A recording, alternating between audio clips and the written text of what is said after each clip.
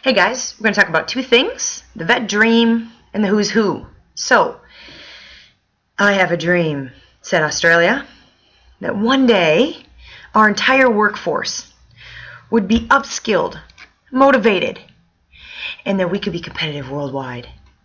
So what Australia was noticing, okay, where sort of all this vet stuff stemmed from, was, if you could imagine, let's take plumbing for example. You have Plumber Joe and Plumber Andrew. Now, Plumber Joe comes over, you've hired him, say, can you fix my sink? He comes, he fixes it. A few days later it busts, you look, and underneath the sink you go, oh, you just used some tape and some glue. Better call Plumber Andrew. So you call Plumber Andrew, comes over, it's working like a beauty. You check it a few days later and you can see, oh, wow, you put in all new plumbing and it's beautiful and it's no cracks. So what was it that made Plumber Joe and Plumber Andrew so different? I mean, if you're going to be a plumber, how do you know what the standard is of good plumbers? There wasn't any. It was sort of a ma and pa shop situation, and there wasn't a national standard to uphold. It was just basically your reputation as a business and see how well you go. So Australia went, we need to change that so that there's some sort of bar that people need to reach in different jobs and industries. And something else I notice is, let's just take the Plumber Joe, and if you're a plumber, please don't take this personally. Plumber Joe says, oh, I'll be there at 2 o'clock. He rocks up, 4:30. He's got a sandwich in his hand. He kind of sits around and tinkers till about 8 o'clock. Yeah, looks like I'll have to come back tomorrow. No real sense of urgency and professionalism. I mean, there's nothing there driving it. Now, not plumbing, for example, necessarily as an example here. This just to illustrate the point. The point is that across the board, it just kind of seemed to Australia that, especially in the trades industry, I don't know, there wasn't a lot of motivation. So they go, you know what? We just got to upskill. How can we upskill everybody, get some motivated work people, and create some sort of system or structure where people actually want to come to Australia to get trained, because at the moment they don't. So they came up with this idea, right? So what they wanted is they wanted to upskill, right, Australians. And they wanted a motivated workforce.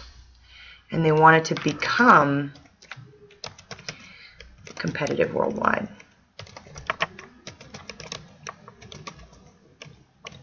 Worldwide. Awesome. So how are we going to do this? Great question. They came up with this idea of a standard. Let's just make a standard, a nationwide standard. Okay? What do they call these things today? Because they've changed names and things like that. So currently, they call them training packages. Okay? And this is the standard that we're using. So we're going to use these things called training packages to upskill all of Australia and create an environment where we can motivate people to be better workers. And in turn, this just creates such a great upskilled nation that it's working. People want to come here and get trained because our standard is so good. We're going to get more into training packages later, but that's the dream. So who's all the people that get this thing going, get this vet dream happening? All right, so that brings us over to this neck of the woods. We've got these people here, okay? And if we just zoom in, you can see it's the government. And what we've got is the Department of Industry, Department of Education, Department of Employment. So who are these people? Well, they're in a cloud because they're sort of like the overseers. They're watching everything else happen in the vet world. Okay, they're sort of coming up with who's going to do what, and delegate tasks and delegate things that need to get done in order to get this vet dream happening. They also deal with funding. So where are we going to allocate funding? Where are we going to push money to keep this vet dream alive, keep upskilling and motivating the workforce and becoming competitive worldwide? So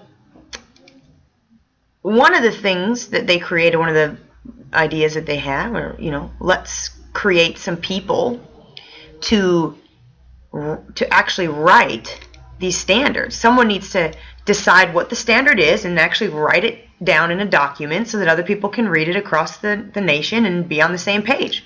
So who's doing that? These people. The Industry Skills Councils are doing that. So your Industry Skills Council are the people that come up with the idea, which is the light bulb there, of what the actual standard is currently in the industry for whatever job it is that's going on. So it could be a auto mechanic to a beautician to a receptionist.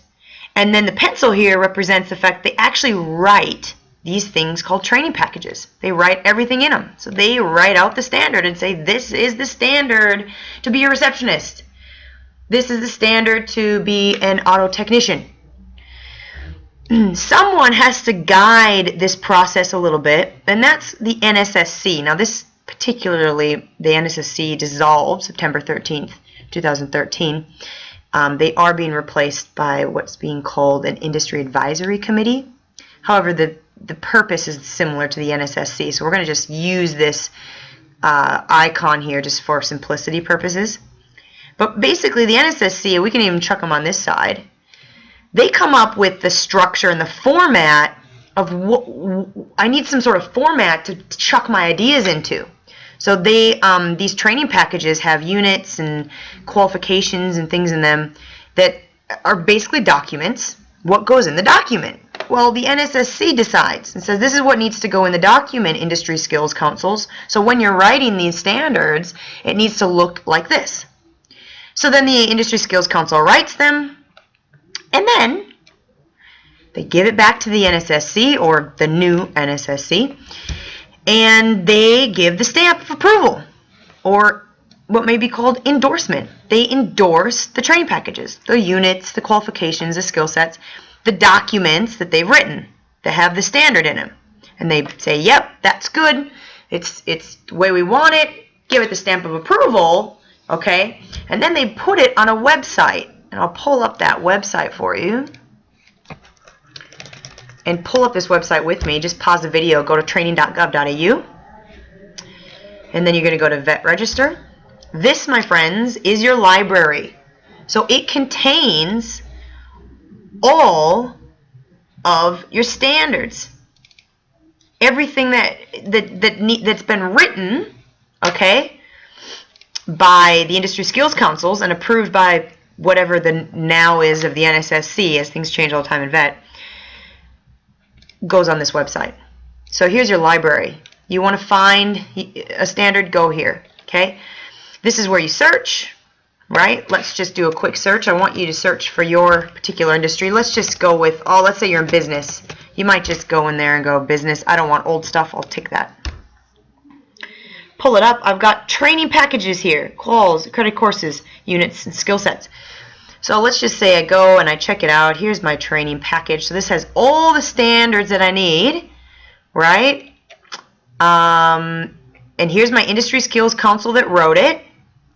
So IPSA wrote all of this. They wrote all these qualifications.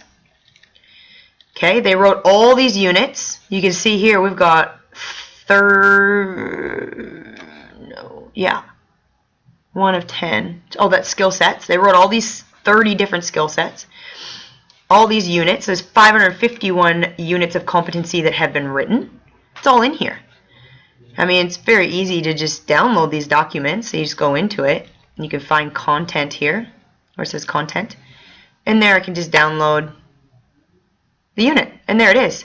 this is what the NSSC says you need to do. Have this pretty background, have a code and a title, and put this stuff in here. And so the Industry Skills Councils literally wrote this out. This is what they consider the standard for use basic equipment and resources. First you select the equipment, then you operate it, then you maintain it. These are called units. Alright, so there's the Word version, and then here's just a copy and paste of the unit into the actual website, so you don't have to always download it to look at it. Here's just like a quick view. So it's the same content that you download. Alright, so these standards get put on the website on train.gov.au, right? And then who's it for? Who actually uses these units and these qualifications and all that? Well, training organizations do, right? RTOs, TAFEs.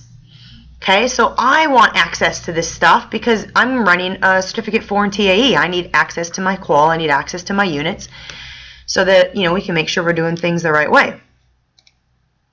All right, so that's where the RTOs come in. The RTOs or TAFEs use what the Industry Skills Councils have written and the NSSC or the new NSSC has endorsed. And who makes sure that the RTOs are doing the right thing? So we've got Emily Gunkelman here with NCT. How do you know Emily Gunkelman is doing the right thing? How do you know NCT is doing the right thing? And we're not just ticking people through and taking people's money and giving qualifications away when we haven't actually taught anything. These people, so these are your auditors. And they come through, and their job is to make sure that not you personally, but that the RTOs are doing the right thing. Okay? So we've got 3 of them here, as you can see. We've got 3. So we've got ASQA, okay, TAC, Training Accreditation Council, and VRQA, Victorian Registration and Qualifications Authority. That's 3 different auditors. I'll get into it a bit more. I'll tell you why there's 3 when I get you in class. But there you go. Or if I'm not going to see you in class, we can talk about it in a webinar or something like that. Got it. Okay, so here's the who's who. The overseers. The people that make sure these people are doing their job and using these standards that have been written correctly. And they're looking after clients, and they're actually contributing to the vet dream, that they are upskilling and motivating their workforce and doing something to such quality that people want to come here and get trained by us. So there you go. Thanks for listening.